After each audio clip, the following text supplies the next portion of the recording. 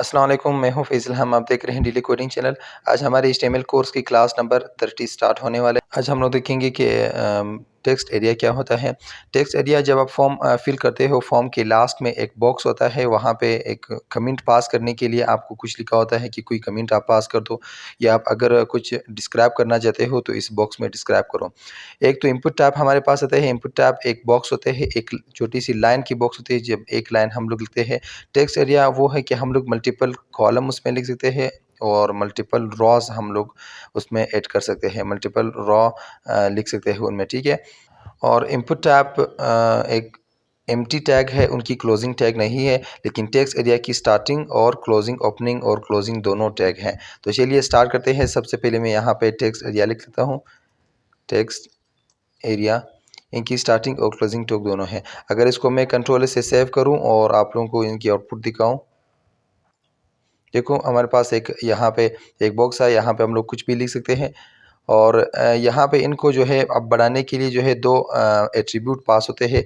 एक को कहते हैं रॉज। रॉज के नाम से फॉर एग्जांपल मैं 20 रॉज देता हूँ, कंट्रोल सेव किया और यहाँ पे जब रिफ्रेश करने के बाद देखो इनमें 20 रॉज आया, ठीक है। और इनमें मल्टीपल कॉलम भी आप ऐड कर सकते हो। एक है कॉल, कॉल पे फॉर एग्जांपल 50 कॉलम ऐड किया मैंने। जब रिफ्रेश करता हूं तो देखो इनकी बॉक्स इतना बड़ा हो गया, ठीक है। और यहाँ पे कुछ भी आप लिख सकते हो। ये एक कमेंट बॉक्स भी होता है फॉर्म में, आपने नीचे देखा होगा, और डिस्क्राइब। और यहाँ से जो है यहाँ एक छोटी सी हिंट दिया हुआ है आपको।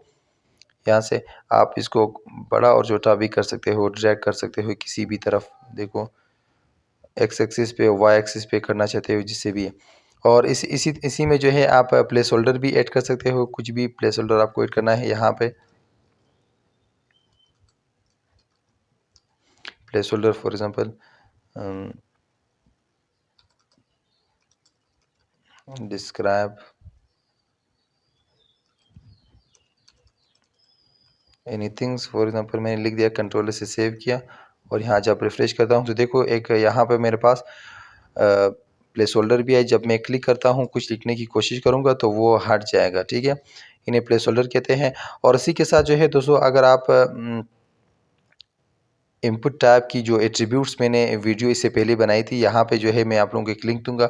वहाँ पे आप लोगों ने देखा होगा कि जब हम लोग किसी भी इनपुट टैब में बाय डिफ़ॉल्ट कुछ वैल्यू लिखते हैं, कि मैं चाहता हूँ कि मैं यहाँ पे कुछ ना लिखूँ, यहाँ लिखने से पहले कुछ यहाँ लिखा हो, फिर उसके बाद मैं लिखना स्टार्ट करूँ या उसको रिमूव कर दूँ, पहले से यहाँ पे कुछ लिखा हो, तो उन्हें हम लोग वैल्यू एट्रीब्यूट हम लोग यूज़ करते थे। लेकिन यहाँ पे वैल्यू नहीं, यहाँ पे जब आप कुछ भी लिखोगे, फॉर एग्जांपल इस प्लेस होल्डर को मैं रिमूव करूँगा।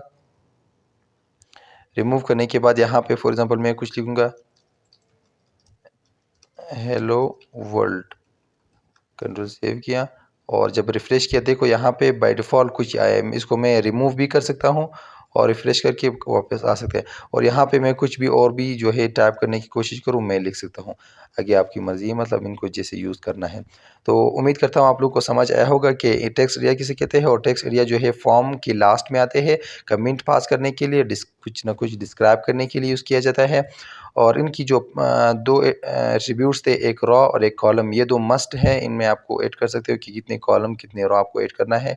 इनके बीच में कुछ बाय डिफ़ॉल्ट लिखना है, तो इन दोनों जो स्टार्टिंग ओपनिंग है, ओपनिंग और क्लोजिंग है, इन दोनों के बीच में आप कुछ भी लिख सकते हो, वो एक बाय डिफ़ॉल्ट आएगी। तो उम्मीद करता हूँ आप लोगों को समझ आया होगा कि टेक्स्ट एरिया किसे कहते हैं। अगर वीडियो से सीखने को कुछ मिला है तो वीडियो को लाइक करो, शेयर करो दोस्तों के साथ। नेक्स्ट वीडियो में फिर मिलते हैं, तब तक के लिए अल्लाह हाफ़िज़।